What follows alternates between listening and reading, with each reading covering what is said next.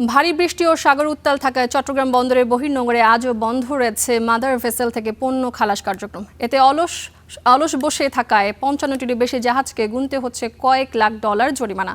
পণ্য নষ্ট হওয়ার শঙ্কা তৈরি হয়েছে, আরও জানাচ্ছেন সৈয়দ তামিম মাহমুদ। গেল কদিনের টানা বৃষ্টি ও লঘুচাপের কারণে সাগর উত্তাল থাকায় চট্টগ্রাম বন্দরের বহির্নোঙরে ব্যাহত হচ্ছে পণ্য খালাস কার্যক্রম। তথ্য বলছে, চট্টগ্রাম বন্দরের বহির্নোঙরে বৃহস্পতিবার সকাল পর্যন্ত অপেক্ষায় আছে ৫৯টি জাহাজ।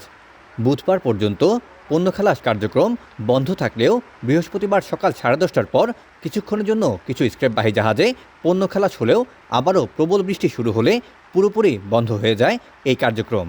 আউটার অ্যাঙ্কারেজে আমাদের যেখানে জাহাজ থেকে জাহাজে মালামাল স্থানান্তর হয়, সেক্ষেত্রে যে ধরনের মালামালগুলো বৃষ্টির মধ্যে স্থানান্তর করতে গেলে নষ্ট হয়ে যাওয়ার সম্ভাবনা থাকে, যেমন আপনার খাদ্যশস্য পণ্য অথবা সার, এ ধরনের পণ্যগুলো ওঠানামা করতে বা ট্রান্সফার করতে কিছুটা বিঘ্ন সৃষ্টি হচ্ছে।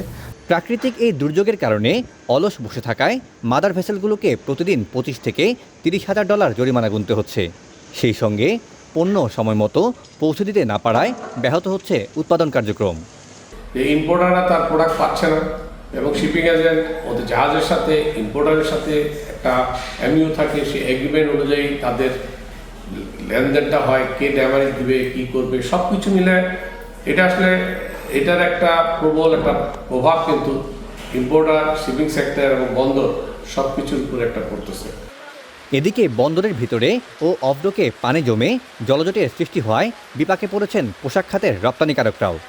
আমাদের বন্দরের যে কন্টেনার ডিপোগুলো আছে সেখানে অনেকগুলিতে পানি উঠে গেছে।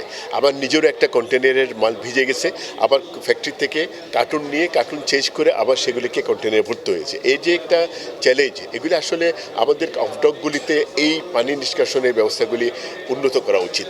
সাধারণত বন্দর থেকে গড়ে প্রতিদিন 3,500 কন্টেইনার ডেলিভারি দেওয়া হলেও বৃষ্টির কারণে সেটি নেমে এসেছে 2,500-এর নিচে। Syed Tamim Mahmud, Star News, Chittagong.